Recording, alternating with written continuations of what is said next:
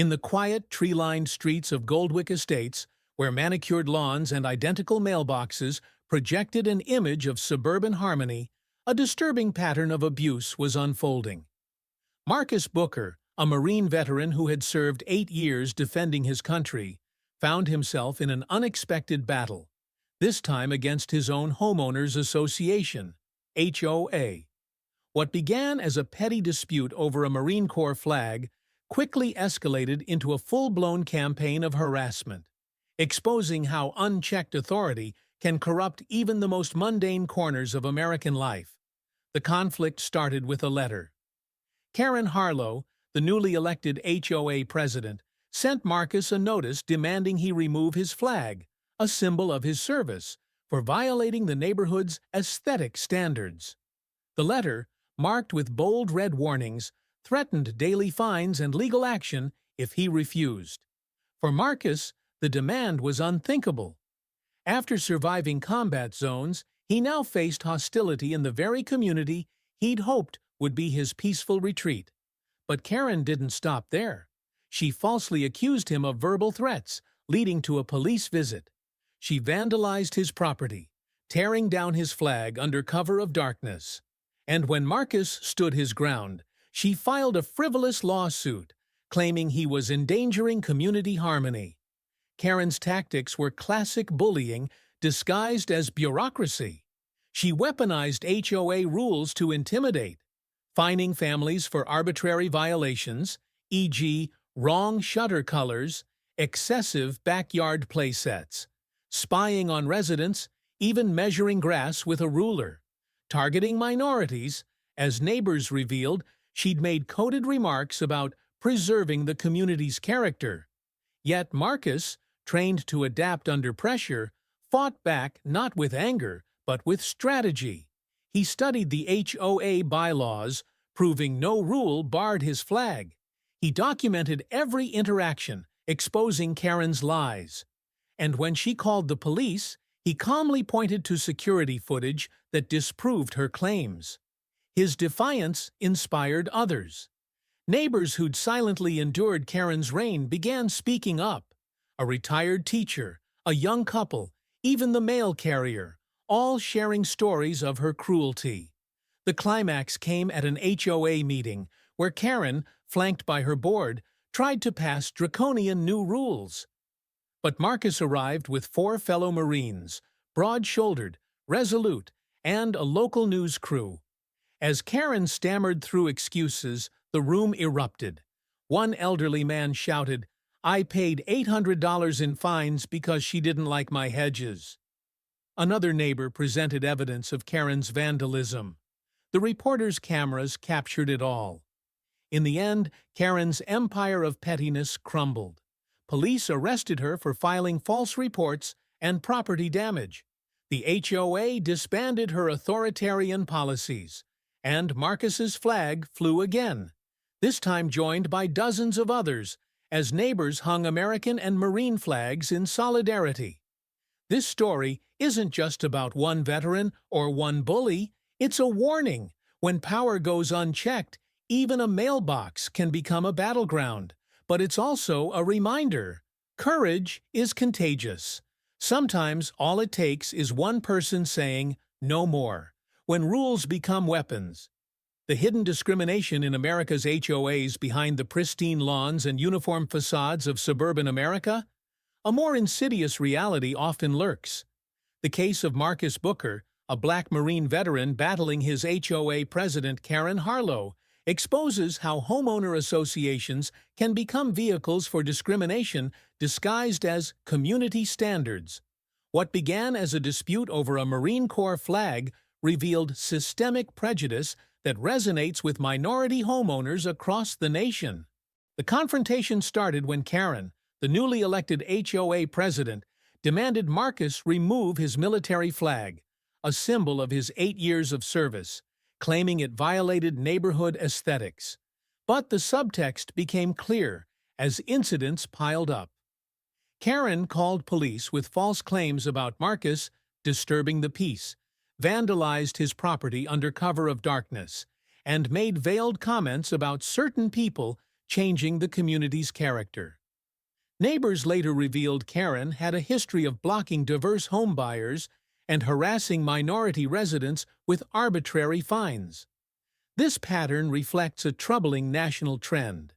HOAs, originally created to maintain property values, frequently become tools for exclusion.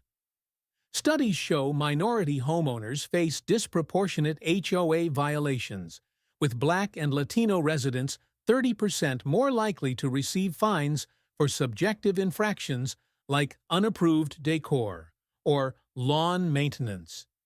Marcus's experience mirrored this exactly. While white neighbors flew college flags without issue, his marine emblem was deemed unsightly. The racism often operates through plausible deniability. Karen never used overt slurs.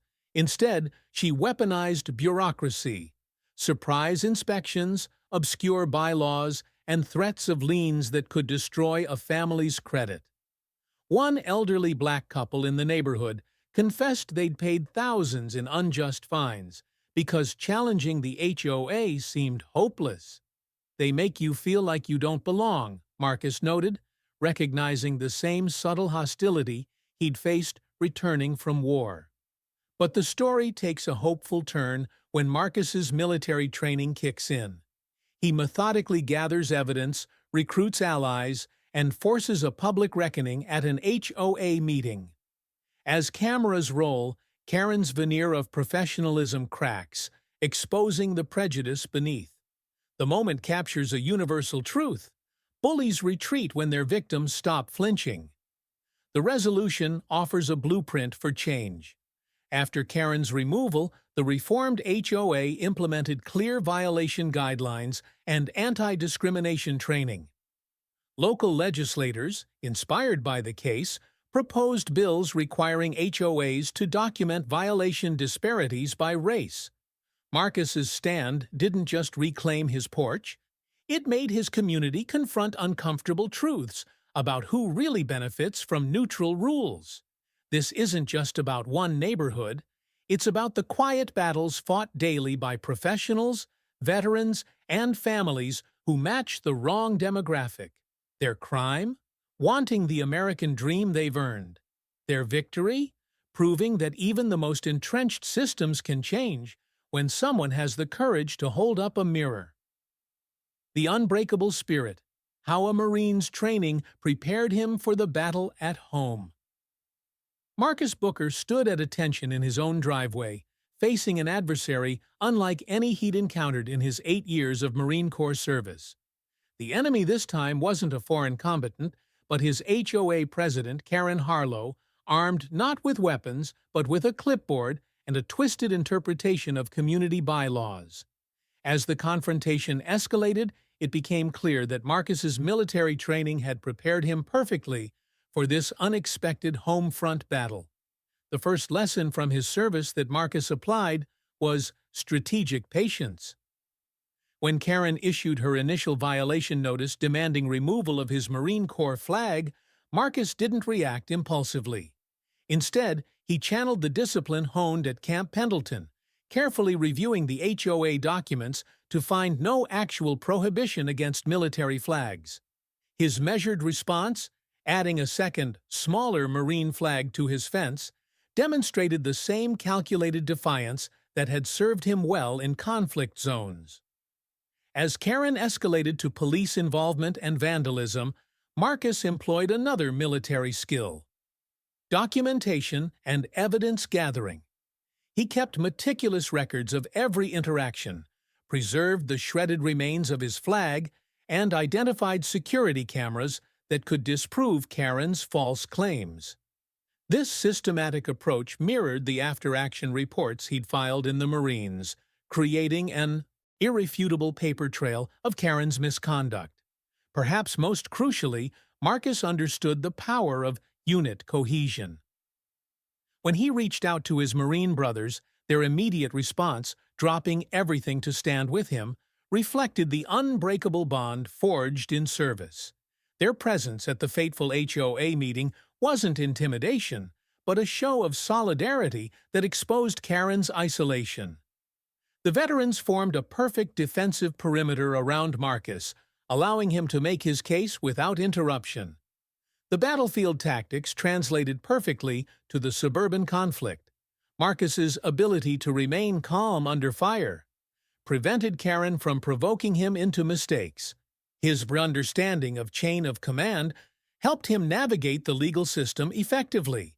Even his training in psychological operations came into play as he strategically timed his revelations to maximum effect during the HOA meeting. In the end, Marcus won not through brute force, but by outmaneuvering his opponent at every turn.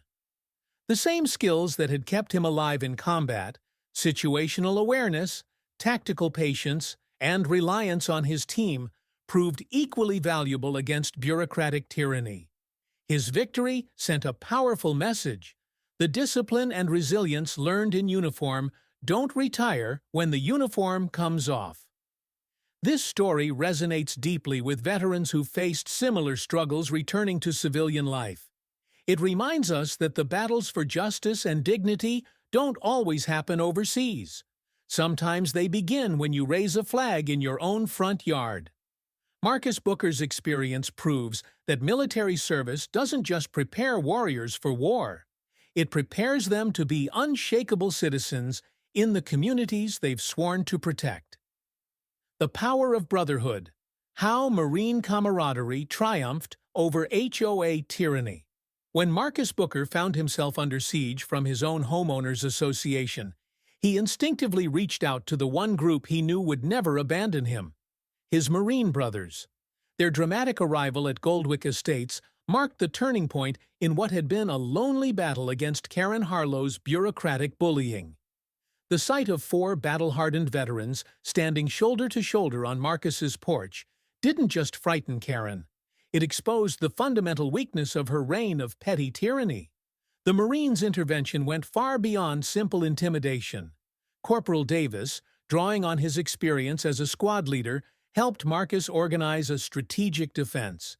Sergeant Morales, who had served as a military police officer, schooled Marcus in his legal rights. Gibson and Lee provided round-the-clock surveillance, using their combat-honed observational skills to catch Karen prowling around Marcus's property at night. Their presence transformed the conflict from a personal dispute into a mission, and Marines never abandon a mission. What made their support particularly powerful was how it mirrored their wartime experiences. The veterans instinctively fell into their old roles, maintaining watch rotations, gathering intelligence from neighbors, and planning their approach to the decisive HOA meeting with the precision of a tactical operation. Their quiet professionalism stood in stark contrast to Karen's flustered hysterics when she confronted them. "We're not an event," Davis calmly explained when Karen tried to claim they violated guest policies. "We're guests." The simple statement carried the weight of military discipline behind it. The psychological impact on Karen was devastating. These were men who had faced real enemies in Fallujah and Kandahar. Her clipboard and petty fines meant nothing to them. When they attended the HOA meeting in their civilian best, their squared shoulders and steady gaze communicated more than words ever could. Their silent presence gave courage to other residents, showing them that Karen could be opposed. As one neighbor later admitted, "Seeing those Marines stand with Marcus made me ashamed I hadn't spoken up sooner." In the end, the brotherhood that had sustained Marcus through combat did the same on the home front. Their support wasn't about violence or threats.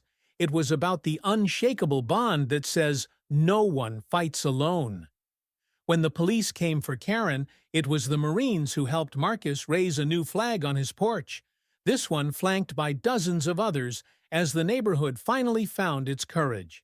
Their victory proved that while bullies might prey on individuals, they're powerless against true brotherhood, the kind forged in boot camp and battlefields, and just as potent on suburban streets. Justice prevails. How a community united against HOA corruption. The dramatic downfall of Karen Harlow represents more than just one bully getting her comeuppance. It reveals how systemic abuse of power can be dismantled when a community finds its courage. What began as Marcus Booker's personal struggle against an unreasonable HOA president evolved into a watershed moment for Goldwick Estates, exposing years of corruption and sparking meaningful reform. The chain of events leading to Karen's arrest offers a blueprint for challenging petty tyranny in communities across America. The turning point came when Marcus shifted from defense to offense. After enduring weeks of harassment, he made the crucial decision to fight back through proper channels rather than surrender or escalate. His visit to a local attorney began building the legal framework that would ultimately undo Karen's regime. The lawyer's immediate recognition of the case's absurdity validated what Marcus had known all along. He wasn't dealing with legitimate governance, but targeted harassment. This professional assessment gave Marcus the confidence to file a countersuit, turning Karen's legal weapons against her. As the case gained momentum, the community's transformation was remarkable. Longtime residents like Mrs. Dorsey, who had quietly tolerated Karen's abuses for years, finally spoke their truth. The Thompsons and Mr. Boyd came forward with documentation of unjust fines. Even the mail carrier added his testimony about Karen's unreasonable demands. This groundswell of courage created an irrefutable pattern of misconduct that authorities couldn't ignore. When police discovered the shredded Marine flag in a community dumpster with Karen's fingerprints on the torn fabric, the case moved from civil dispute to criminal matter. The legal consequences were swift and severe. Karen faced charges including filing false police reports, property damage, and harassment, offenses carrying potential jail time beyond just fines. The district attorney emphasized the racial dimension in his press conference, sending a clear message about the seriousness of such discrimination. Meanwhile, the HOA underwent complete restructuring with new transparency measures and term limits to prevent future abuses of power. Marcus's victory extends beyond his personal vindication. His case inspired statewide legislative reviews of HOA oversight, with several lawmakers proposing bills to protect homeowners from similar harassment. The neighborhood's spontaneous display of Marine and American flags in the aftermath became a powerful symbol of reclaimed freedom. Most importantly, the experience proved that systemic change is possible when individuals find the courage to stand up, and their neighbors find the courage to stand with them. As Marcus told local reporters, "This was never just about my flag.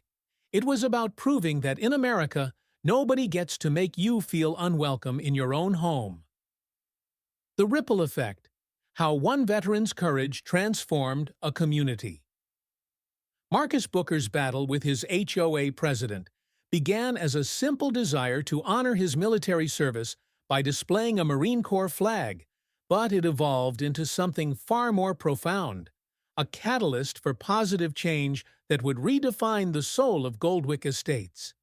This quiet neighborhood's transformation from a place of suppressed discontent to a vibrant, united community offers powerful lessons about civic engagement, the true meaning of patriotism, and how individual courage can inspire collective action.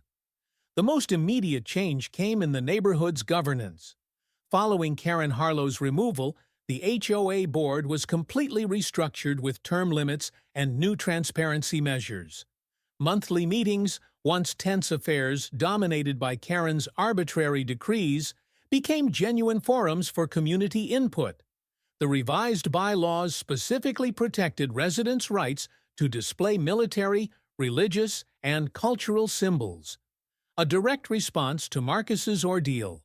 Perhaps most significantly, the new board implemented a fair, documented violation process with clear appeals procedures, ending the era of capricious fines.